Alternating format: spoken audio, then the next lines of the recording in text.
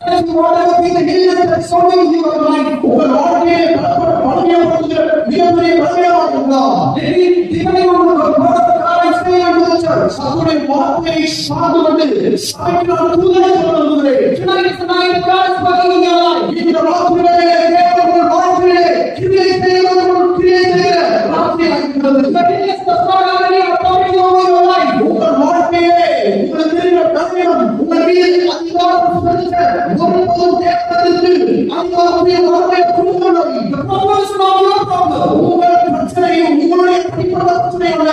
The problem is between God and the distance that is between you. ஆனால் பிரச்சனை என்னவென்று சொன்னால் தேவனுக்கும் நமக்கு இருக்கிற வேறுபடுத்தும் பிரச்சனையாக இருக்கிறது. Tonight God is saying, தேவன் ஆண்டவரே சொல்கிறார், He will not fight you today.